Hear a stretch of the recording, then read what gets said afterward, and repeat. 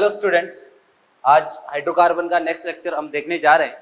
तो पिछली क्लास में हमने मॉड्यूल डिस्कस किया था और उम्मीद करते हैं आपने माइनर अच्छे से किया होगा। ठीक है, फिर भी अगर माइनर की किसी भी क्वेश्चन में, वैसे सॉल्यूशन हम माइनर का लगातार अपलोड करते हैं, फिर भी अगर किसी भी क्वेश्चन में कोई डाउट रह जाए तो आप मेरे से डिस्कस करें, बात करें, ठीक है ना। डाउट सॉल्व करने की हम पूरी कोशिश करेंगे। तो आज टॉपिक को थोड़ा सा आगे बढ़ाते हैं। अपन हाइड्रोकार्बन हम पढ़ रहे हैं और हाइड्रोकार्बन में बेसिकली जो बातें हमारी चल रही है वो चल रही है भाई एल्कीन और एल्काइन की। ठीक है, तो एल्कीन और एल्काइन कैसे बनाएं, कौन से मेथड है, केमिकल मेथड है जिनसे एल्कीन और एल्काइन बना सकते हैं, तो उनकी बात हम कर रहे हैं। तो एक बार मैं आपको सीक्वेंस वापस से बता देता हूं कि कौन कौन सी ऐसी रिएक्शंस है जिनसे हम एल्कीन और एल्काइन बना सकते हैं। तो जनरल मेथड ऑफ प्रिपरेशन यानी बनाने की सामान्य विधियां, पहली जो रिएक्शन थी अपने पास वो थी भाई बीटा विलोपन। बीटा विलोपन, और इसमें हमने E2 दो प्रकार की हो सकती है बीटा विलोपन, वैसे E1 विलोपन, ठीक है, और सेकंड जो है वो कौन सी, E2 विलोपन। दो प्रकार की हो सकती है, E1 विलोपन और E2 विलोपन। ठीक है, अब जो E1 विलोपन है, यहाँ हमने एल्कीन और एल्काइन कैसे बनाया था, तो यहाँ पर एल्कीन और एल्काइन बनाया था भाई, बेसिकली एल्कीन बनाया था, एल्कोहल काम में लेना और एल्कोहल के साथ आपको सांद्र H2SO4 काम में लेना है और इसको हीट करना है, या फिर इसकी जगह जो है वो आप सांद्र H3PO4 भी काम में ले सकते हो और इसको हीट कर सकते हो। तो मैकेनिज्म कौन सी जाएगी, E1, है ना, और क्या बनेगा भाई, एल्कीन बनेगा। ठीक है, कैसे बनाना है, तो भाई सबसे पहले आपको अल्कोहल से कार्बोकेटाइन बनाना है। जो कार्बोकेटाइन बन रहा है अपने पास, ठीक है, उसमें पुनर्विन्यास करवाना है, क्योंकि कार्बोकेटाइन कम स्टेबल कार्बोकेटाइन ज्यादा स्टेबल कार्बोकेटाइन में बदल सकता है। और पुनर्विन्यास करवाने के बाद में आपको क्या करना है भाई, एल्कीन बनानी है। दो प्रकार की एल्कीन बन सकती थी, सेट्जेफ और हॉफमान। तो ज्यादातर ऐसी रिएक्शंस मैंने बताई है आपको जिनमें सेट्जेफ एल्कीन मुख्य उत्पाद के तौर पर प्राप्त होती है। सेट्जेफ एल्कीन कौन सी होती है, तो भाई वो एल्कीन जो ज्यादा स्थायी होती है, जिसमें ज्यादा अल्फा हाइड्रोजन होते हैं, वो सेट्जेफ एल्कीन होती है ना। तो E1 विलोपन, E2 विलोपन में कौन कौन सी रिएक्शंस हमने पढ़ी है, इसकी बात कर लेते हैं। तो पहली रिएक्शन E2 में हमने पढ़ी है भाई वी हाइड्रो हैलोजनीकरण। वी हाइड्रो हैलोजनीकरण, ठीक है, ये रिएक्शन हमने पढ़ी है। और इसमें क्या करवाते हैं, वी हाइड्रो हैलोजनीकरण, बहुत ही सिंपल सा काम है। आपको कोई एल्काइल हैलाइड काम में लेना है, एल्काइल हैलाइड, ठीक है। और एल्काइल हैलाइड जैसे ये कोई एल्काइल हैलाइड अपने पास हो गया RCH और ये CH2 और ये X, यहाँ पर काम में ले लिया भाई आपने NaNH2 साथ में हीट, या फिर आप काम में ले सकते हो एल्कोहलिक KOH और साथ में हीट, या फिर आप यहाँ पर सोडियम एल्कोक्साइड RONA, है ना, और साथ में ROH और हीट काम में ले सकते हो।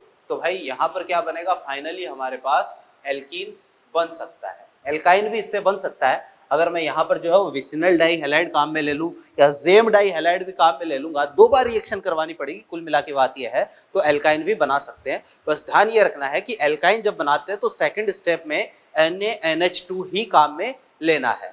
एल्कोहलिक KOH, NaNH2, RONA, तीनों में से पहले स्टेप पे तो कोई भी काम में आ सकता है, लेकिन सेकंड स्टेप में NaNH2 ही काम में लेना पड़ेगा। तो ये रिएक्शन है कौन सी, वी हाइड्रो हैलोजनीकरण की। क्लियर बात। फिर भाई आगे हम बात करें वी हाइड्रो हैलोजनीकरण के बाद में, तो तीसरी जो हमारे पास अगला इसका एग्जांपल है, अच्छा यहाँ पर भी दो प्रकार की एल्कीन, सेट्जेफ और हॉफमान। मेजर कौन सी होगी, सेट्जेफ एल्कीन ही मेजर होगी। हॉफमान एल्कीन बनाने के भी कुछ तरीके मैंने आपको बताए थे, कौन कौन से थे। पहला, अगर यहाँ पर आप बल्कि क्षार काम में ले लो, बल्कि क्षार काम में ले लो, तो बल्कि क्षार अगर काम में लोगे, बड़ा क्षार काम में लोगे, तो भैया उस केस में हॉफमान एल्कीन मेजर प्रोडक्ट बनेगा। या फिर आप अगर चतुष्क अमोनियम लवण काम में लो, तो चतुष्क अमोनियम लवण को गर्म करने से भी हॉफमान एल्कीन मुख्य उत्पाद के तौर पर प्राप्त होती है। क्लियर है। फिर भाई यहाँ पर हमने वी हाइड्रो हैलोजनीकरण देख लिया। सेकेंड, अच्छा ये रिएक्शन जो है वो विपक्ष विलोपन प्रकार की होती है, ये भी मैंने आपको बताया था। फिर यहाँ एक मैंने रिएक्शन बताई थी डिहाइड्रेशन की, यानी निर्जलीकरण की, निर्जलीकरण। और निर्जलीकरण किसमें, एल्कोहल में, है ना। ये वाली रिएक्शन जो है ये भी कौन सी है, निर्जलीकरण की ही रिएक्शन, यानी अल्कोहल का निर्जलीकरण हम E1 से भी करवा सकते हैं और E2 से भी करवा सकते हैं। E1 से करवाएंगे तो भी एल्केन बनेगा, E2 से करवाएंगे तो भी एल्केन, मैकेनिज्म थोड़ी डिफरेंट हो जाएगी। तो निर्जलीकरण के लिए मैंने क्या कहा था, कि भाई एल्कोहल है और एल्कोहल को आपको क्या करना है भाई, Al2O3 या P2O5 या THO2 के साथ क्या करना है, हीट करना है, तो क्या बनेगा भाई, एल्कीन बनेगा। और इनमें क्या बताया था, Al2O3 और P2O5 के साथ तो क्या बनती है, सज्जैफ एल्कीन, जबकि THO2 के साथ क्या बनती है, हॉफमान एल्कीन बनती है। तो ये दो रिएक्शन बेसिकली वी हाइड्रोहैलोजनीकरण में मैंने आपको बताई थी। एक और रिएक्शन यहां पर होती है जिसकी बात आज हम करने वाले हैं, और ये रिएक्शन है वी हैलोजनीकरण। कौन सी रिएक्शन, वी हैलोजनीकरण, ये रिएक्शन है, ठीक है ना, E2 विलोपन प्रकार की होती है वी हैलोजनीकरण, ठीक है। आज हम इसको डिस्कस करने वाले हैं, बाकी सारी रिएक्शन हम पढ़ चुके हैं, वी हैलोजनीकरण की रिएक्शन हम पढ़ेंगे। जैसे कि नाम से पता चल रहा है, जैसे इससे पहले की रिएक्शन वी का मतलब निकलना, हाइड्रो यानी हाइड्रोजन, हैलोजनीकरण यानी हैलोजन, यानी वी हाइड्रो हैलोजनीकरण यानी HX बाहर निकल रहा था, हाइड्रोजन और हैलोजन बाहर निकल रहे थे। अब वी हैलोजनीकरण का मतलब क्या होगा, वी यानी निकलना, और क्या निकलेगा, हैलोजन बाहर निकलेगा। यहाँ हाइड्रो वर्ड एक्स्ट्रा आ रहा है, तो यानी हाइड्रोजन और हैलोजन निकल रहे थे, यहाँ केवल हैलोजन, यानी X2 का मॉलिक्यूल ओवरऑल पूरे मॉलिक्यूल में से X2 यानी हैलोजन जो है वो मॉलिक्यूल छोड़कर बाहर निकलेगा। तो रिएक्शन को हम बोलेंगे वी हैलोजनीकरण। क्लियर है बात, कैसे होगी रिएक्शन, तो भैया ध्यान से देखिएगा, RCH और ये CH2, ये एक हैलोजन और ये दूसरा हैलोजन, ठीक है। रिएक्शन आपने इसकी करवा दी, ध्यान से, रिएक्शन अगर मैं करवा दूं, ये क्या है, एक तरीके से विसिनल डाई हैलाइड है। इसकी रिएक्शन अगर मैं करवा दूं भाई, NaI sodium iodide acetone, NaI acetone, acetone यहाँ पर विलायक की तरह काम करता है, इस कंपाउंड को हम एसीटोन बोलते हैं।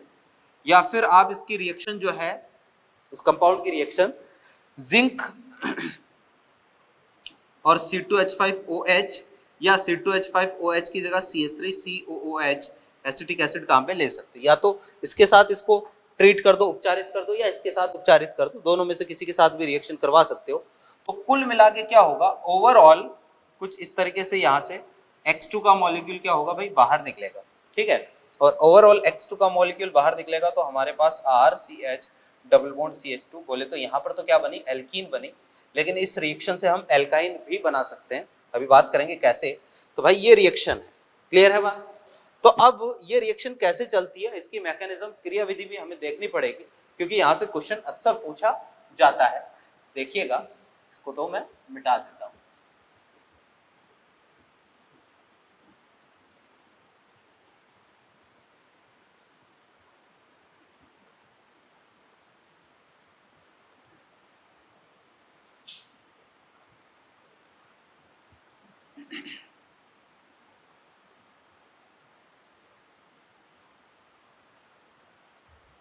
हाँ भाई, ये अपनी रिएक्शन हो गई वी हैलोजनीकरण, क्योंकि ओवरऑल मॉलिक्यूल में से हैलोजन क्या हो रहा है, बाहर निकल रहा है ना, X2 का मॉलिक्यूल, तो वी हैलोजनीकरण हो गया।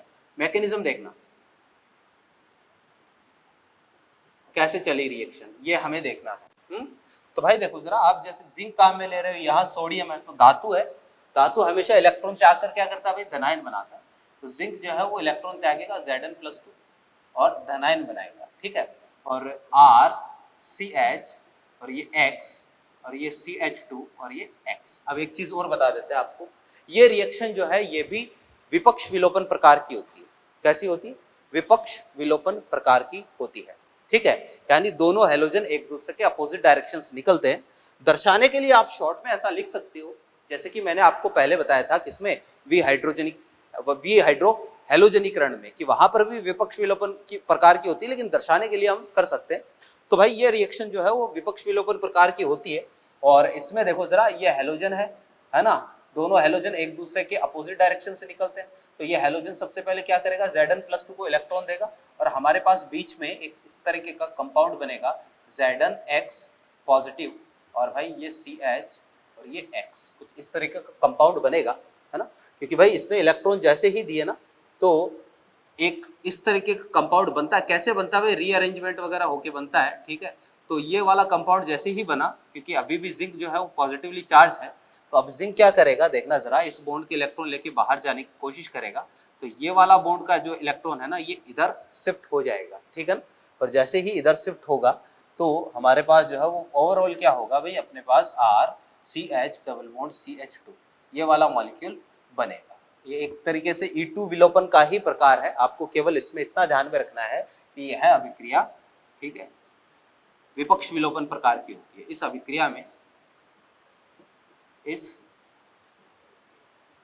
अभिक्रिया में विपक्ष विलोपन होता है।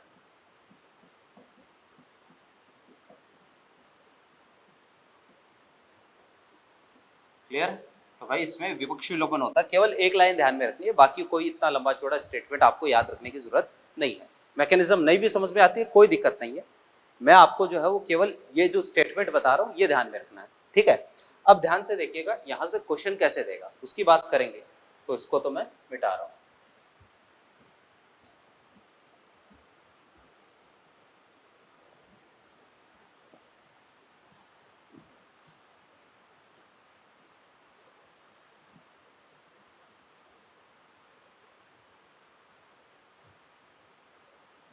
हाँ भाई देखना जरा, जैसे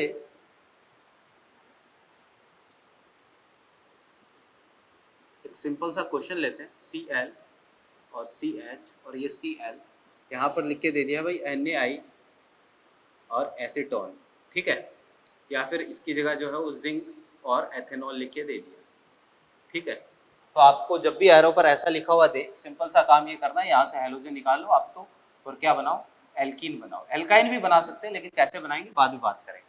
अगर इस तरह का क्वेश्चन देता है तब तो कोई दिक्कत नहीं है, लेकिन क्वेश्चन जो है वो इतना आसान होगा नहीं, ऐसे नहीं देगा। इस फॉर्मेट में कभी भी आपको क्वेश्चन नहीं देगा। तो क्वेश्चन कैसे देगा, तो भाई क्वेश्चन जो है वो कुछ इस तरीके से आएगा। फॉर एग्जाम्पल एक कंपाउंड आपको दिया है, जैसे CH3 और ये CH3H और ये Br और H और ये Br, और यहाँ पर लिख के दे दिया भाई NaI एसीटोन, ठीक है, या फिर जो है जिंक वगैरह लिख के दे दिया, ठीक है ना। अब ये कंपाउंड आपको लिख के दिया है, मुझे ये पता है कि यहाँ से क्या है कि हेलोजन बाहर निकालना है, इन दोनों कार्बन के बीच में डबल बॉन्ड आएगा, यानी 1 2 3 4, टोटल 4 कार्बन है। दूसरे और तीसरे के बीच में क्या, डबल बॉन्ड। तो भाई दूसरे और तीसरे के बीच में डबल बॉन्ड आएगा तो कंपाउंड जो है वो ये वाला बनेगा, ये कंपाउंड बनेगा, ठीक है। लेकिन भाई ये ऑप्शन में नहीं होगा।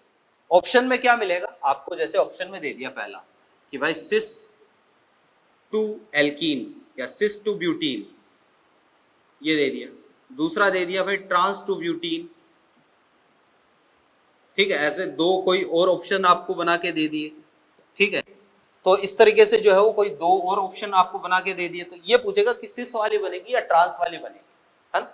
तो इस तरह का क्वेश्चन जब आता है तो भाई ये वाला तो अगर आ जाए ऑप्शन में तो ये तो हम सीधा ही बता देंगे।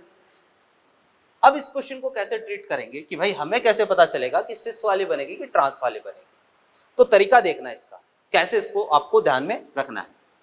भैया देखो, सबसे पहले ऐसा क्वेश्चन जब भी आए तो ये चीज तो दिमाग में होनी चाहिए कि ये एक विपक्ष विलोपन अभिक्रिया है, यानी विपक्ष विलोपन प्रकार से रिएक्शन चलती है, ठीक है। यानी दोनों Br अपोजिट डायरेक्शन से निकलते हैं। यहाँ देखने पर आपको एक ही डायरेक्शन लग रही होगी, लेकिन अपोजिट से निकलते हैं। अब अपोजिट से कैसे निकालना है, तो भाई ये फीसर है, सबसे पहले इसको एक काम करिए न्यूमेन में बदले, और फीसर को न्यूमेन में बदलने का तरीका मैंने आपको पहले ही बताया है। फ्रंट साइड कार्बन है तो फ्रंट साइड कार्बन को क्या करें आप, एज इट इज रखें, जैसा आपको दिख रहा है वैसा का वैसा रखें। ऊपर की तरफ CH3 है, CH3, इधर Br है, Br, इधर हाइड्रोजन है, हाइड्रोजन। फ्रंट साइड कार्बन को एज इट इज रखें। बैक साइड कार्बन जो है ना, ये CH3, इसमें एक बार स्विच करवा के रखना है, इन दोनों को आपस में बदल दो, एक बार स्विच करवा के रखना है। तो इधर आ जाएगा Br, इधर आ जाएगा H, रख दिया, कर दिया काम सारा। अब ध्यान से देखना, अब भाई क्योंकि विपक्ष विलोपन प्रकार की होती है, दोनों Br एक दूसरे के अपोजिट डायरेक्शन से निकलते हैं, तो ये वाला Br और ये वाला दोनों Br एक दूसरे के अपोजिट डायरेक्शन में होने चाहिए। अगर है तब ठीक है, अगर मान लो ये वाला Br इसके अपोजिट डायरेक्शन में नहीं है, तो इस वाले कंपाउंड को या किसी एक कार्बन को होल्ड करो, दूसरे वाले कार्बन को इतना घुमाओ कि Br के जस्ट सामने Br आ जाए, अपोजिट डायरेक्शन में आ जाए। किसी एक को पकड़ो, फिक्स करो, और दूसरे वाले को इतना घुमाओ कि अपोजिट डायरेक्शन में क्या आ जाए, Br आ जाए। जैसा हमने संरूपण समावेता में संरूपण समावेवी बनाए थे ना, ग्रसित, पूर्ण ग्रसित, आंशिक ग्रसित, सांतरित, ये सारे रूप बनाए थे, बिल्कुल वो काम करना है। तो अभी तो हमें घुमाने की जरूरत नहीं है क्योंकि ऑलरेडी बी आर के सामने बी आर है। तो भाई बी आर विपक्ष विलोपन हुआ, दोनों एक दूसरे से अपोजिट डायरेक्शन में है, निकल गए। पीछे क्या बचा भाई, CH3 बचा और यहाँ हाइड्रोजन बचा, नीचे की तरफ CH3 बचा और यहाँ हाइड्रोजन बचा। और भाई देखो जरा, जैसे ही बी आर निकलेंगे इन दोनों कार्बन के बीच में डबल बॉन्ड आएगा, यानी ये फ्रंट साइड और बैक साइड के बीच में डबल बॉन्ड आएगा। इनको इस तरीके से इंडिकेट किया जाता है, फ्रंट साइड और बैक साइड के बीच में डबल बॉन्ड। क्लियर बात। फिर देखिएगा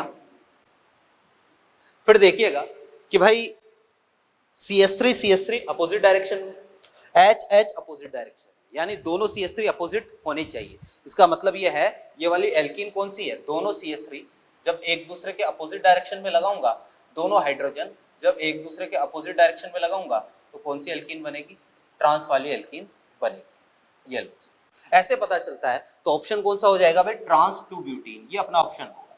ठीक है ना। तो भाई इस तरह का क्वेश्चन जब भी आए तो आपको बिल्कुल ये काम करना है, ये काम दोहराना है। जैसे एक सवाल आपको करना है खुद को, एग्जाम्पल के लिए भाई ये आपको दे दिया CH3 और ये CH3, यहाँ H और यहाँ Br, यहाँ H और यहाँ Br, और भैया यहाँ पर मैंने आपको दे दिया जैसे NaI लिख के और एसीटोन लिख के। चेक करिएगा, देखें प्रोडक्ट क्या बनता है। बिल्कुल यही मेथड आपको फॉलो करना है। ठीक है, वीडियो पॉज करें, आराम से सोचे समझे और बताएं।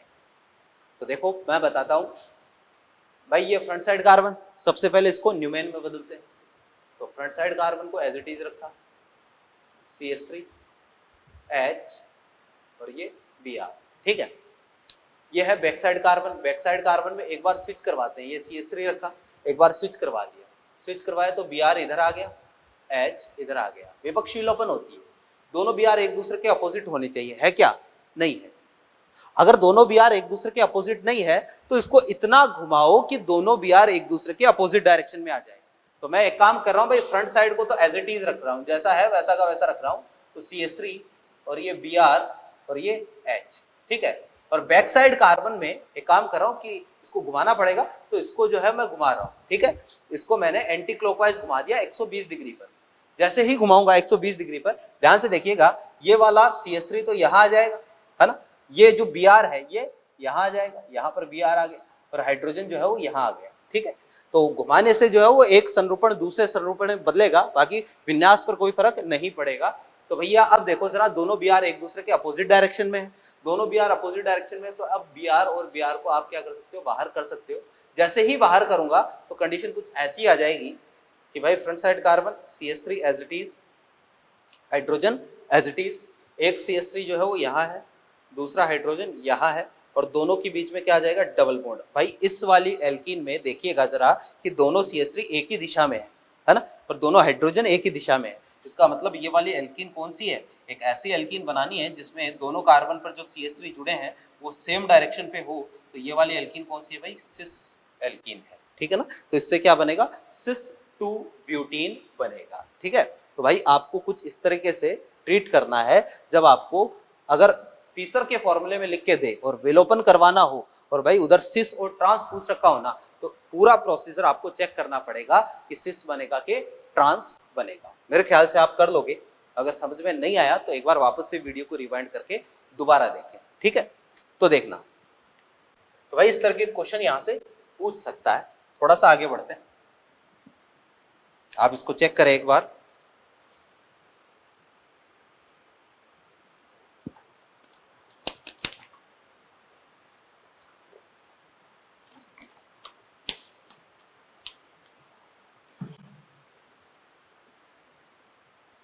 हाँ भैया,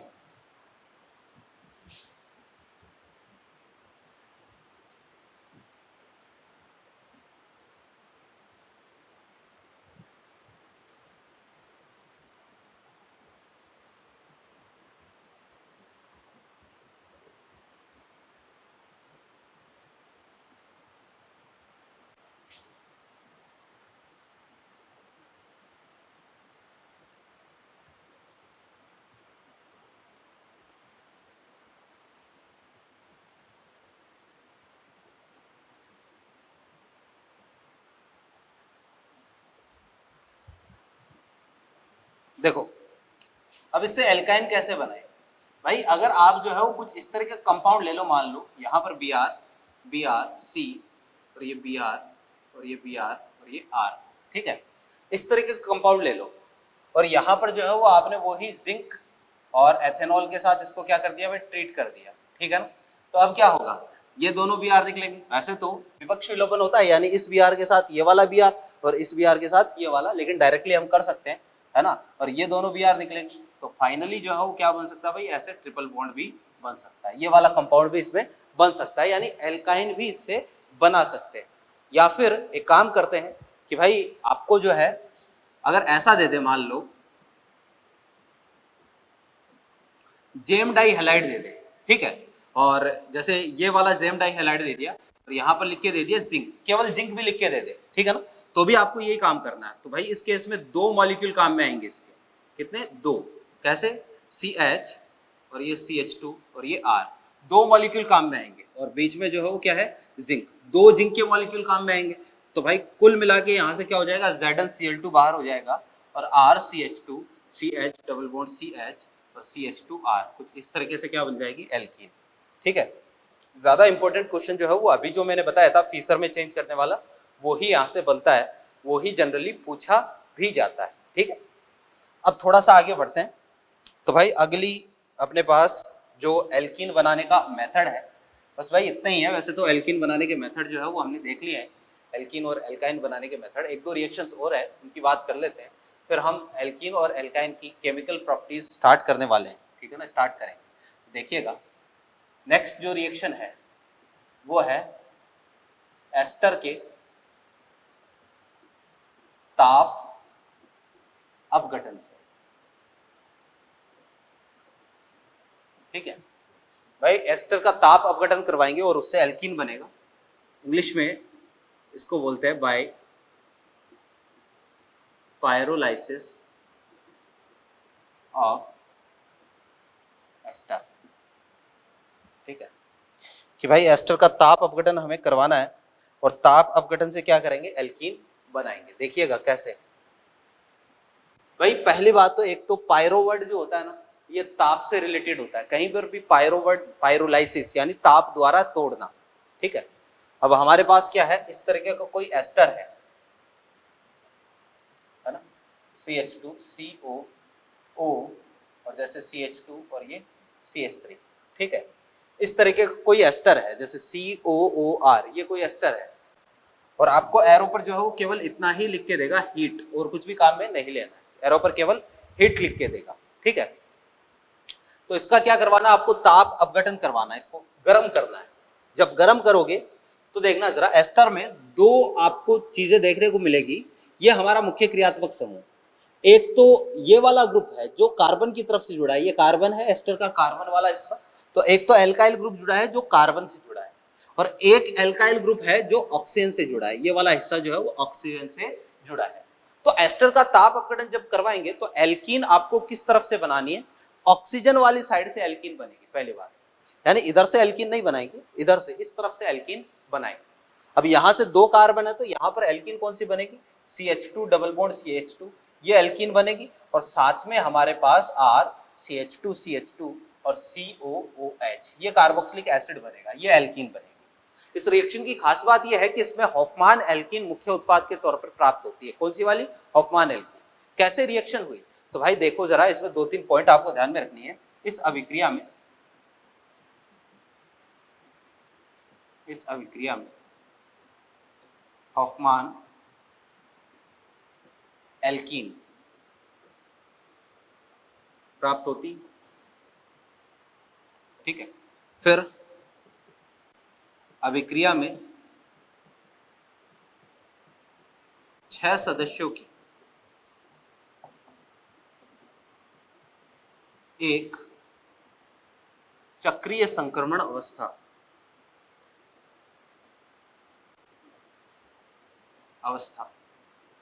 बनती है, ठीक है ना। 6 सदस्यों की एक साइक्लिक ट्रांजिशन स्टेट बनेगी। कैसे बनेगी, ध्यान से देखना। ये एस्टर है अपने पास, ठीक है, इसको भाई मैं ऐसे लिख सकता हूं, देखना, R CH2 C double bond O और ये O और ये CH2 और ये CH2 और ये H। भाई देखो कैसे मैंने लिखा है, बस कुछ नहीं है, डिजाइन बदल दी है। RCH2CH2, फिर CO का ऐसे लिख दिया, फिर इससे ऑक्सीजन जुड़ा है ये रहा, फिर CH2 और फिर ये CH3। इसका एक हाइड्रोजन जो है वो अलग से इंडिकेट कर दिया ताकि अच्छे से समझ में आ जाए। ठीक है, तो भाई जब इसको गर्म करोगे तो क्या होगा, ध्यान से देखना। गर्म करते हैं तो आपको पता है कुछ नए बॉन्ड बनते हैं, कुछ पुराने बॉन्ड टूटते हैं, तो बिल्कुल वही काम यहाँ पर होगा। ये जो देख रहे हो आप कार्बन और ऑक्सीजन के बीच का डबल बॉन्ड, ठीक है ना, तो ये वाला जो डबल बॉन्ड है ना, ये यहाँ शिफ्ट होगा। तो भाई ये वाला जो डबल बॉन्ड है, क्योंकि हाइड्रोजन की वैलेंसी तो एक ही होती है, ये यहाँ शिफ्ट होगा। कार्बन की वैलेंसी 4 ही होती है, तो ये वाला जो डबल बॉन्ड है ना, ये यहाँ शिफ्ट हो जाएगा, डबल बॉन्ड बना लेगा। तो ये हमारे पास एक तरीके से चक्रीय संक्रमण अवस्था है, कुछ ऐसे का ऑक्सीजन और हाइड्रोजन के बीच में क्या है, अट्रैक्शन है। तो चक्रीय संक्रमण अवस्था है। फाइनली हमारे पास क्या बनेगा, RCH2 और ये CH2 और ये C, देखना जरा, ये आ गया O और ये H।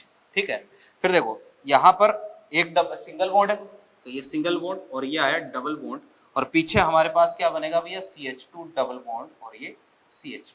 ठीक है, तो इस तरीके से इसमें चक्रीय संक्रमण अवस्था बनेगी और साथ में एल्कीन बनेगी। तो भाई इसमें एक तो एल्कीन बन रही है और साथ में क्या बन रहा है, ये कार्बोक्सिलिक एसिड बन रहा है। कार्बोक्सिलिक एसिड अपना साइड प्रोडक्ट है, इस पर हमें ध्यान नहीं देना है, बस एल्कीन का ध्यान रखना है। और कौन सी एल्कीन बनेगी, हॉफमान एल्कीन मुख्य उत्पाद के तौर पर प्राप्त होगी। ठीक है, अब भाई यहाँ पर तो हमारे पास कोई चॉइस नहीं है, क्योंकि भाई 2 कार्बन में एक ही एल्कीन पॉसिबल है, ये वाली। ठीक है, तो यहाँ तो कोई चॉइस नहीं है, एक ही एल्कीन बन सकती है, लेकिन कहीं पर चॉइस हो तो वहां हॉफमान एल्कीन बनानी है।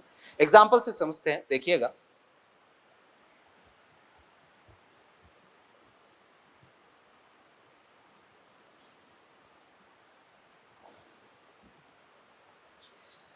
देखना सर, एग्जाम्पल से इसको समझने की कोशिश करते हैं। मान लो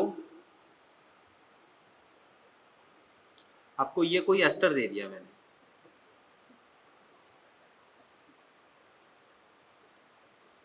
ठीक है, और आपको मैंने जो है वो यहाँ पर लिख के दे दिया हीट। ठीक है, अब ये एक एस्टर है COO और ये R। ठीक है, तो पहली बात तो एल्कीन किस तरफ से बनाऊं, ऑक्सीजन की तरफ से जो जुड़ा है उससे एल्कीन बनाएंगे। ये वाला तो कार्बन की तरफ से जुड़ा है, इधर से एल्कीन नहीं बनेगी, एल्कीन इधर से बनेगी। अब 2 तरीके की बन सकती है भाई, देखो जरा, मुख्य क्रियात्मक समूह से डायरेक्टली जुड़ा हुआ कार्बन अल्फा, ये बीटा और ये भी बीटा। ठीक है, तो एक तो अल्फा बीटा यहाँ डबल बॉन्ड आ सकता है, एक अल्फा बीटा यहाँ डबल बॉन्ड आ सकता है। 2 तरीके की एल्कीन प्राप्त हो सकती है भैया जी। एक तो ये वाली एल्कीन प्राप्त हो सकती है, एक भैया जी ये वाली एल्कीन प्राप्त हो सकती है। ठीक है, आप खुद सोच समझ के बताएं कि कौन सी वाली एल्कीन बनेगी, पहली वाली के दूसरी वाली। तो भाई यहाँ पर जो है इसके पास अल्फा हाइड्रोजन कितने हैं, ये अल्फा अल्फा और अल्फा, 2 2 4 7 अल्फा हाइड्रोजन है। और इसके पास अल्फा हाइड्रोजन कितने, इसके पास केवल 3 अल्फा हाइड्रोजन है। तो ये हॉफमान एल्कीन है, ये मेजर प्रोडक्ट हो। ठीक है, तो भाई ऐसे आपको क्या करना है, ध्यान रखना है। एस्टर के ताप अपघटन से कुछ इस तरीके से हम क्या कर सकते हैं भाई, एल्कीन प्राप्त कर सकते हैं। ठीक है, तो अगली जो रिएक्शन है अपने पास उसका नाम है भैया कॉप रिएक्शन, कॉप अभिक्रिया। अब ये अभिक्रिया क्या है तो इसको भी हम सीख लेते हैं, मिटा रहा हूं। कॉप रिएक्शन भी एक ऐसी रिएक्शन है जिससे हॉफमान एल्कीन जो है वो प्राप्त होती है।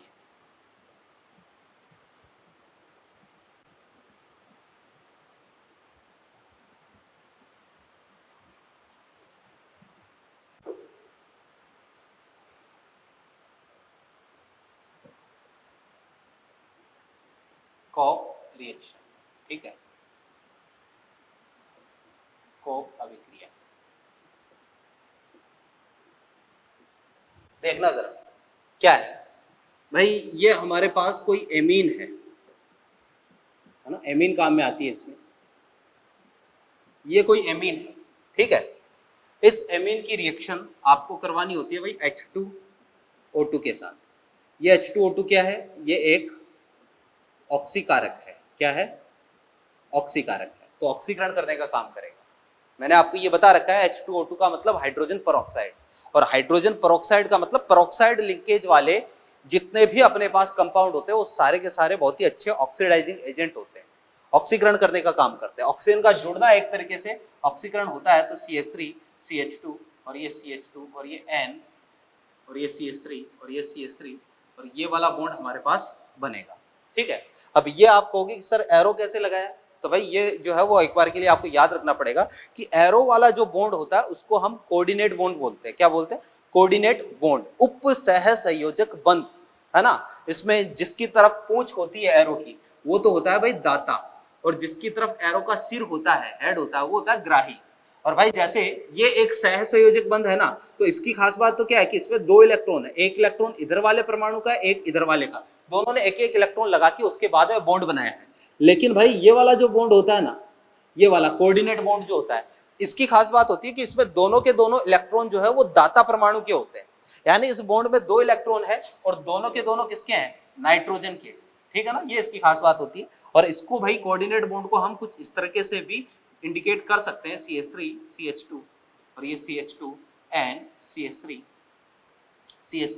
क्योंकि दोनों बंध के इलेक्ट्रॉन नाइट्रोजन ने दिए हैं और ऑक्सीजन ने इलेक्ट्रॉन लिए, तो ऑक्सीजन पर नेगेटिव, इस पर पॉजिटिव। हम कुछ इस तरीके से भी इसको रिप्रेजेंट कर सकते हैं। अब आपको क्या करना है भाई, केवल इसको गर्म करना है, एमीन ऑक्साइड को हीट करना है। तो भैया देखो जरा, ये अल्फा और ये बीटा, आपको सिंपल सा काम ये करना है, ये बीटा से जो है वो हाइड्रोजन निकलेगा H+, ये वाला बॉन्ड यहाँ आएगा, ये वाले बंध के इलेक्ट्रॉन नाइट्रोजन लेके चला जाएगा, H+ निकलेगा, H+ कहाँ पर? ऑक्सीजन पर। तो भाई हमारे पास एक तो बनेगा भाई CH3 CH double bond CH2, बोले तो एल्कीन, और एक हमारे पास जो है वो साथ में क्या बन रहा है, CH3N और ये CH3 और ये OH। ठीक है, ये वाला कंपाउंड बनेगा एक तरीके से हाइड्रोक्सिल एमीन। ठीक है, तो भाई ये हमारे पास ओवरऑल क्या होती है, रिएक्शन होती है। बेसिकली ये साइड प्रोडक्ट है, इससे हमें मतलब नहीं है, हमें मतलब किससे? एल्कीन से है। इस रिएक्शन में भी हॉफमान एल्कीन मेजर प्रोडक्ट के फॉर्म में प्राप्त होती है। देखना जरा, यहाँ पर तो चॉइस एक ही थी कि ये वाला अल्फा था, है ना, ये वाला बीटा था। अगर एक से ज्यादा प्रकार के बीटा कार्बन आए तो भी हॉफमान एल्कीन ही बनानी है। जैसे मान लो आपको ये वाला मैंने कोई एमीन ऑक्साइड दे दिया, अच्छा इसका नाम क्या है? इसका नाम है एमीन ऑक्साइड। ठीक है, ये इसका नाम। अब देखिएगा, ये जैसे मैंने आपको कोई एमीन ऑक्साइड डायरेक्टली लिख रहा हूं भाई, ठीक है, ये एमीन ऑक्साइड मैंने आपको दे दिया और यहाँ पर जो है वो इसको हीट कर दिया। तो आपको क्या करना है, देखो ये डायरेक्टली जुड़ा है अल्फा, ये बीटा और ये बीटा। तो अगर मैं यहाँ डबल बॉन्ड लगाता हूँ तो भाई CH3 CH2 CH3 CH CH और CH3 ये वाला बनेगा।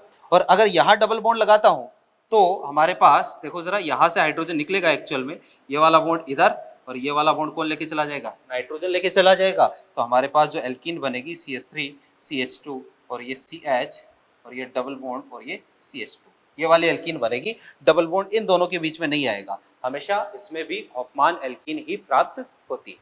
क्लियर बात? तो भाई ये हमारे पास कोप रिएक्शन, लास्ट रिएक्शन की बात करने जा रहा हूं जिससे हम एल्कीन बना सकते हैं। तो देखिएगा,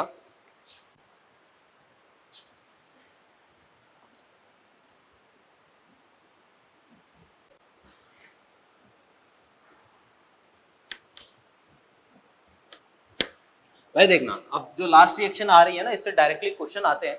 कोप रिएक्शन इतनी ज्यादा महत्वपूर्ण नहीं है, इतने ज्यादा क्वेश्चन नहीं पूछे जाते कोप रिएक्शन से, लेकिन भाई अब जो रिएक्शन में बताऊंगा वहां से बेसिकली क्वेश्चन पूछे जाते हैं। ठीक है ना, और ये अपनी रिएक्शन है धातु कार्बाइडों के जल अपघटन द्वारा।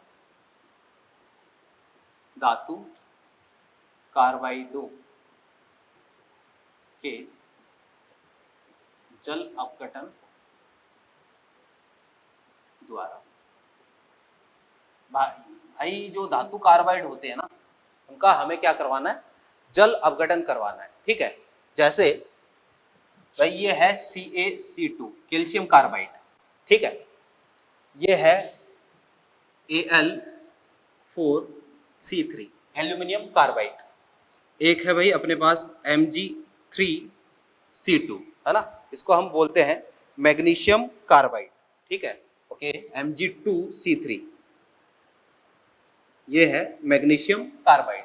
ठीक है, CaC2 की बात करें, जल अपघटन करवाने के लिए आपको इसको वाटर में मिक्स करना है, H2O में मिक्स करना है। अभी क्या है कि भाई क्योंकि आपने रेडॉक्स रिएक्शन वाला चैप्टर नहीं पढ़ा है फिजिकल में, तो आपको ऑक्सीकरण अंक के बारे में जानकारी नहीं होगी, लेकिन फिर भी एक छोटा सा आइडिया आपने छोटी क्लास में जरूर पढ़ा होगा कि जैसे हमारे पास जो है वो NaCl है ना, NaCl है तो इसको तोड़ूंगा कैसे? इसको ऐसे तोड़ूंगा, Na+ और Cl- में, है ना। जैसे भाई हमारे पास MgCl2 है तो इसको तोड़ना है तो ये कैसे टूटेगा? Mg+2 और Cl2Cl- माइनस में ऐसे टूटेगा। तो क्या करते हैं हम फॉर्मूला बनाने के लिए, क्या करते हैं कि भाई देखो जरा, पहले तो ये जो वैलेंसी होती है दोनों को क्या करते हैं सिंपल रेशियो में कन्वर्ट करते हैं, सरल अनुपात में बदलते हैं। तो 2:1 आया, फिर इसकी संयोजकता को इसके पैरों में, इसकी संयोजकता को इसके पैरों में, तब जाके क्या बना भाई MgCl2 बना। इसकी संयोजकता तो 1 है तो Mg1 और इसकी 2 है तो Cl2। ठीक है, ऐसा कुछ काम करते हैं ना।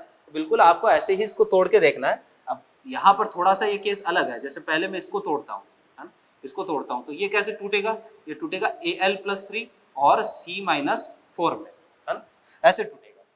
कितने कितने दिख रहे हैं आपको, कार्बन पर नेगेटिव चार्ज कितना दिख रहा है, -4। इतने ही इसमें H+ जोड़ दो, यानी कितने H+ जोड़ू, 4H+, तो क्या बन जाएगा भाई CH4 और Al पीछे OH3। रिएक्शन बैलेंस नहीं है, बैलेंस करनी भी नहीं है। एक बार के लिए मैं आपको सजेस्ट करूंगा कि भाई ये हाइड्रोलाइसिस की रिएक्शन डायरेक्टली आप याद रखें, कौन से कार्बाइड के जल अपघटन से कौन सा प्रोडक्ट बनता है। इसका नाम क्या बताया, एल्यूमिनियम कार्बाइड। ठीक है, इसका नाम क्या बताया, मैग्नीशियम कार्बाइड। और ये वाले भाई साहब क्या है, कैल्शियम कार्बाइड। ठीक है, अब देखना जरा, यहां से एल्यूमिनियम कार्बाइड से क्या बना, मीथेन। कैल्शियम कार्बाइड की बात करते हैं तो भाई कैल्शियम कार्बाइड Ca+2 और ये टूटेगा C2-2, ऐसे टूटेगा। तो 2 कार्बन है और दोनों पर एक एक हाइड्रोजन आप जोड़ दो, ये वाला बनेगा, इसका नाम है एसिटिलीन, है ना, और साथ में कौन सा CaOH2 बनेगा। कैल्शियम कार्बाइड से क्या बनता है, एसिटिलीन बनता है। भाई एसिटिलीन जो है ना, एक चीज मैं आपको बता देता हूँ, एसिटिलीन आपने हार्मोन का नाम सुना होगा जो अपनी बॉडी में सीक्रेट होते हैं। तो एसिटिलीन जो है ना, जैसे अपनी बॉडी में जैसे आपने टेस्टोस्टेरोन हो गए, ठीक है ना, और भी कई टाइप के हार्मोन होते हैं अलग अलग, वो आप बायो में पढ़ते हो, ठीक है ना। तो एसिटिलीन जो है वो पौधों के लिए एक हार्मोन का काम करता है। ये एकमात्र गैसीय पादप हार्मोन होता है। एसिटिलीन एकमात्र गैसीय पादप हार्मोन होता है और ये क्या काम करता है, फलों के पकने के लिए उत्तरदायी होता है। यानी फल पक जाता है ना, ठीक है, जैसे मान लो एक टोकरी है और उस टोकरी में आपने जो है वो बिना पके हुए सेब रख दिए, है ना, और उस टोकरी को ढक दिया, पेपर से रैप कर दिया बढ़िया से तरीके से, और फिर आप जो है उसको 10-12 दिन बाद में देखोगे तो वो फल जो है वो पिलपिला हो जाएगा, एक तरीके से पका हुआ आपको प्रतीत होगा। ठीक है, तो वो क्यों होता है, क्योंकि वो फल जो है वो लगातार अपने में से एसिटिलीन का सिक्रेशन करते रहते हैं, और एसिटिलीन का सिक्रेशन होता है तो उनकी कोशिका भित्ति जो होती है वो घुल जाती है। एसिटिलीन बेसिकली कोशिका भित्ति को घोलने का काम करता है, जिससे वो क्या हो जाता है, पिलपिला हो जाता है। ठीक है ना, तो ये एक तरीके से पादप हार्मोन है जो कि फलों के पकने के लिए रेस्पॉन्सिबल होता है। ठीक है, जैसे आपने सुना होगा कि भाई अभी जो आम का सीजन आ रहा है ना, तो आम जो है वो कार्बाइड से, ये कार्बाइड से पकाया गया आम है। ठीक है ना, कार्बाइड से पकाया गया आम है। तो ये सुना होगा आपने कि भाई ये जो है वो दवाई से पकाया, वो दवाई क्या होती है, वो दवाई बेसिकली कैल्शियम कार्बाइड ही होती है। एक छोटी सी पुड़िया होती है, मार्केट में मिलती है, उसको जो है वो आम की टोकरी में रख देते हैं और केरी जो है वो सुबह तक आम में कन्वर्ट हो जाती है, मतलब 2-4 दिनों की गैप के बाद में, क्योंकि उसकी कोशिका भित्तियां जो होती है वो घुल जाती है और वो जो है क्या हो जाता है, पिलपिला हो जाता है। ठीक है ना, तो एसिटिलीन जो है वो इसमें काम में आती है, आपको याद रह जाए इसलिए मैंने आपको स्टोरी बता दी। तो भाई ये है CaC2 कैल्शियम कार्बाइड, है ना, इससे क्या बनेगा, एसिटिलीन।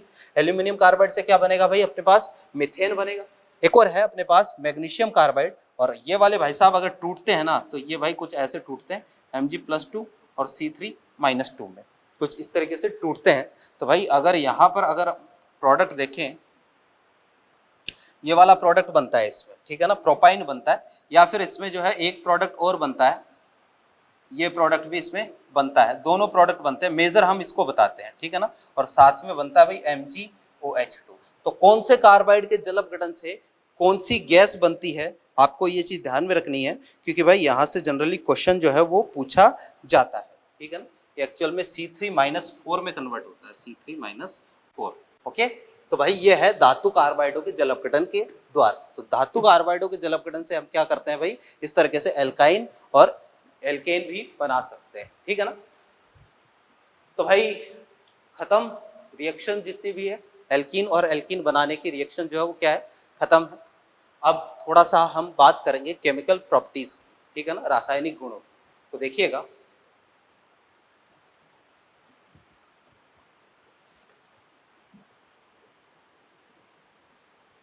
रासायनिक गुण वैसे तो हम नेक्स्ट क्लास में स्टार्ट करेंगे, आज थोड़ा सा हम पढ़ लेते हैं इसके बारे में, रासायनिक गुणों के बारे में, ध्यान से देखना भाई। रासायनिक गुण पढ़ने से पहले एक छोटा सा टॉपिक हम पढ़ रहे हैं, टॉपिक का नाम है इलेक्ट्रोमेरिक इफेक्ट, हिंदी में बोलते हैं इलेक्ट्रोमेरिक प्रभाव, है ना भाई। देखो याद दिला देता हूं थोड़ा सा भाई, जीओसी जब स्टार्ट की थी हमने, तो जीओसी के स्टार्टिंग में मैंने आपको सबसे पहली जो हेडिंग थी अपनी, मतलब जीओसी में जो एक हेडिंग अपने पढ़ी थी, इलेक्ट्रॉनिक प्रभाव, वो प्रभाव जिसमें इलेक्ट्रॉनों का ट्रांसफर होता है, इलेक्ट्रॉनों का विस्थानीकरण होता है। इलेक्ट्रॉनिक प्रभाव कितने प्रकार का बताया था भाई? 4 प्रकार का बताया था। कौन कौन सा है? प्रेरणिक प्रभाव, इंडक्टिव इफेक्ट, दूसरा अनुनाद, तीसरा अतिसंयुग्मन और चौथा इलेक्ट्रोमेरिक प्रभाव। ये 4 मैंने प्रभाव आपको बताए थे। इन चारों से इलेक्ट्रॉन का विस्थापन होता है, तो वहां पर हमने प्रेरणिक प्रभाव पढ़ लिया, वहां पर हमने जो है अनुनाद पढ़ लिया, अतिसंयुग्मन पढ़ लिया। चौथा वाले के लिए मैंने कहा था जब एल्कीन स्टार्ट करेंगे तब आपको इसके बारे में बताएंगे, तो वो अब हम पढ़ने जा रहे हैं, याद दिला देता हूं, ठीक है ना। जो चीज मैंने बोली है वो हम काम पूरा करके करते हैं, ठीक है। तो अब समझना, शुरू में मैंने वहां पर बताया था कि भाई प्रेरणिक प्रभाव, अनुनाद और अतिसंयुग्मन, ये तीनों के तीनों परमानेंट है, और ये वाला जो है वो टेम्परेरी होता है ना, कभी लगता है कभी नहीं लगता है। तो होता क्या है पहले तो ये समझ लेते हैं, ध्यान से देखिएगा। ये अपने पास कोई एल्कीन या एल्काइन है ना, बेसिकली अभी क्योंकि एल्कीन बनाई है, एल्काइन में भी होता है ना। तो कोई एल्कीन मैंने ले रखी है, ठीक है, तो ये एल्कीन है, ठीक है। अभी क्या है कि भाई ये पाई इलेक्ट्रॉन है इसके आसपास, मतलब एक सिग्मा है एक पाई इलेक्ट्रॉन है। होता क्या है कि पाई बॉन्ड जो है ना वो सिग्मा के कंपैरिजन में थोड़ा सा वीक होता है। पाई बॉन्ड के इलेक्ट्रॉन आसानी से इधर उधर हो जाते हैं, मतलब शिफ्टिंग हो जाती है पाई बॉन्ड के इलेक्ट्रॉनों की, सिग्मा बॉन्ड के कंपैरिजन में, है ना। सिग्मा बॉन्ड के इलेक्ट्रॉन जो है इतने आसानी से शिफ्ट नहीं करते हैं जितने पाई बॉन्ड के इलेक्ट्रॉन शिफ्ट करते हैं। क्लियर बात? तो भाई ये पाई बॉन्ड है। अब पाई बॉन्ड है, इलेक्ट्रॉन है, इलेक्ट्रॉनों का नेगेटिव चार्ज रहेगा, नेगेटिव चार्ज है तो ये आसपास इसका प्रभाव नेगेटिव चार्ज का रहेगा, है ना। जैसे चुंबक का प्रभाव होता है ना, चुंबक के आसपास इसके एरिया में चुंबक का, वैसे ही नेगेटिव चार्ज का प्रभाव आसपास के एरिया में रहेगा। और नेगेटिव चार्ज का ये जो प्रभाव होता है ना, इसको हम बोलते हैं पाई इलेक्ट्रॉन क्लाउड।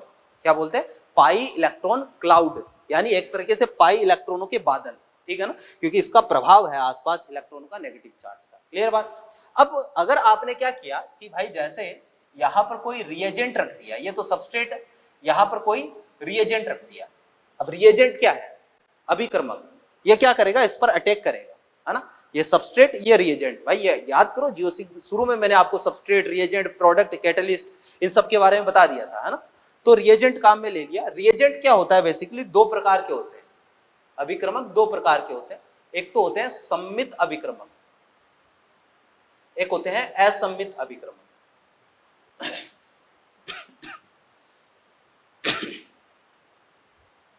देखिएगा भाई, असम्मित अभिक्रमक को पहले देखते हैं। जैसे H2O एक असम्मित अभिक्रमक है।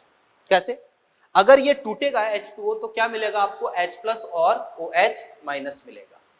H+ जो है एक इलेक्ट्रोफाइल है, OH- एक न्यूक्लियोफाइल है। यानी एक रिएजेंट जो है वो प्रजाति होती है जो आपको इलेक्ट्रोफाइल और न्यूक्लियोफाइल प्रोवाइड करवाने का काम करे। रिएजेंट क्या है? तो रिएजेंट आपको इलेक्ट्रॉन स्नेही और नाभिक स्नेही देने का काम करेगा, ठीक है। तो H2O इलेक्ट्रोफाइल, न्यूक्लियोफाइल। HX का मतलब HCl, HF, HBr, HI। तो यहां से आपको H+ और X- मिलेगा। E+, ये H+ तो क्या है? इलेक्ट्रोफाइल, X- क्या है? न्यूक्लियोफाइल, ठीक है। इसके अलावा जैसे HOX हो गया तो O-X+, तो यहां से जो है वो आपको एक तो X+ मिलेगा, एक OH- मिलेगा। ये इलेक्ट्रोफाइल हो गया, ये क्या हो गया? न्यूक्लियोफाइल हो गया, ठीक है। तो ये तो है असम्मित अभिक्रमक, ठीक है। असम्मित अभिक्रमक जिनमें इलेक्ट्रोफाइल और न्यूक्लियोफाइल दोनों अलग अलग होते हैं, दोनों अलग अलग, इनको असम्मित बोलते हैं। अगर मैं X2 काम में लूं, X2, तो X2 जब टूटेगा, यानी X2 का मतलब है अपने पास एक तरीके से X और X, तो जब इस बंध का विस्मांस विखंडन होगा तो एक तो X+ मिलेगा, एक क्या मिलेगा? X-। तो ये X+ तो है इलेक्ट्रोफाइल, X- क्या है? न्यूक्लियोफाइल है, ये न्यूक्लियोफाइल, ठीक है। तो यहां से इलेक्ट्रोफाइल, न्यूक्लियोफाइल दोनों समान प्राप्त हो रहे हैं। तो अगर दोनों समान हो तो सम्मित अभिक्रमक, असमान हो तो असम्मित अभिक्रमक।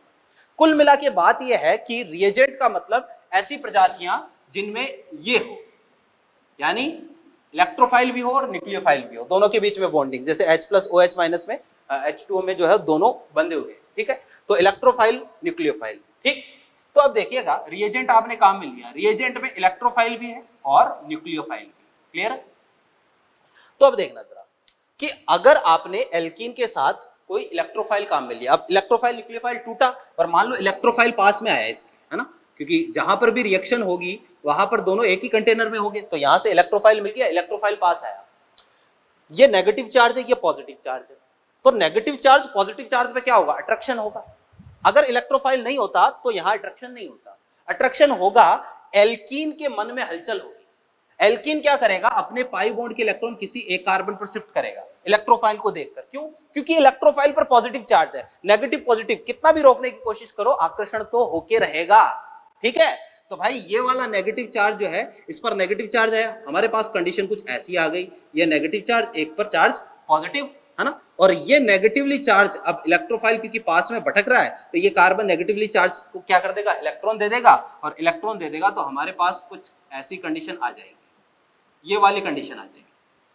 ठीक है, अब भाई क्योंकि इस कार्बन पॉजिटिव चार्ज है, न्यूक्लियोफाइल यहां अटैक कर लेगा, न्यूक्लियोफाइल अटैक कर लेगा तो अब कंडीशन कुछ ऐसी आ जाएगी, एक कार्बन पर न्यूक्लियोफाइल जुड़ गया, एक पर इलेक्ट्रोफाइल जुड़ गया। ठीक है, लेकिन भाई एक बात बताओ, अगर इलेक्ट्रोफाइल पास में नहीं होता तो क्या ये एल्कीन के इलेक्ट्रॉन शिफ्ट होते, क्या नहीं होते? किसकी वजह से हुई? इलेक्ट्रोफाइल की वजह से हुई। इसी को इलेक्ट्रोमेरिक इफेक्ट बोलते हैं कि भाई किसी रिएजेंट की उपस्थिति में डबल बॉन्ड या ट्रिपल बॉन्ड पाई बंध के इलेक्ट्रॉनों का विस्थानीकरण, किसी रिएजेंट की उपस्थिति में पाई बंध के इलेक्ट्रॉनों का विस्थानीकरण इलेक्ट्रोमेरिक प्रभाव कहलाता है ना। ये न्यूक्लियोफाइल के साथ भी हो सकता है, ये इलेक्ट्रोफाइल के साथ भी हो सकता है। न्यूक्लियोफाइल आएगा तो ये इसको प्रतिकर्षित करेगा, इलेक्ट्रोफाइल आएगा तो ये इसको आकर्षित करेगा। ध्यान से सुनो, किसी रिएजेंट की उपस्थिति में पाई बंध के इलेक्ट्रॉनों का विस्थानीकरण क्या कहलाता है? इलेक्ट्रोमेरिक प्रभाव कहलाता है। ठीक है, और ये टेम्परेरी क्यों होता है? क्योंकि अगर रिएजेंट नहीं हो तो ये प्रभाव देखने को नहीं मिलेगा, रिएजेंट की उपस्थिति में ही देखने को मिलता है। जबकि प्रेरणिक प्रभाव, मान लो यहां पर प्रेरणिक प्रभाव लग रहा है ना, जैसे यहां प्रेरणिक प्रभाव लग रहा है, मान लो इसका -I प्रभाव है, ये खींच रहा है, ठीक है, प्रेरणिक प्रभाव लग रहा है। ठीक है, तो अब आप यहां पर चाहे इलेक्ट्रोफाइल रख दो, चाहे न्यूक्लियोफाइल रख दो, चाहे इनका बाप रख दो, कुछ भी रख दो, ये हमेशा लगता ही रहेगा। इलेक्ट्रोफाइल की उपस्थिति में लगेगा, न्यूक्लियोफाइल की उपस्थिति में लगेगा, चाहे हटा लो तो भी लगेगा। ऐसे ही अनुनाद इलेक्ट्रोफाइल या न्यूक्लियोफाइल की उपस्थिति अनुपस्थिति में दोनों में होता है। हाइपर कॉन्जुगेशन दोनों की उपस्थिति या अनुपस्थिति में दोनों में होता है। इसलिए बोला था कि वो परमानेंट होता है, ये टेम्परेरी होता है, कभी होगा कभी नहीं होगा। कब होगा?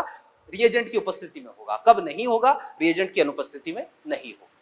तो भाई ये हमारे पास क्या होता है, पूरी कहानी इलेक्ट्रोमेरिक प्रभाव की। क्लियर है? और भाई एल्कीन और एल्काइन की जितनी भी रिएक्शंस है अपने पास, वो सारी की सारी इसी प्रभाव पर बेस्ड है ना, इसी प्रभाव पर आधारित है। ठीक है, तो यहाँ इसमें अगर कोई डाउट हो या इसके पहले की किसी भी क्लास में आपको किसी भी प्रकार का कोई डाउट हो, आप मेरे से बात करें, मेरे से डाउट डिस्कस करें, हम आपके डाउट सॉल्व करने की पूरी कोशिश करेंगे।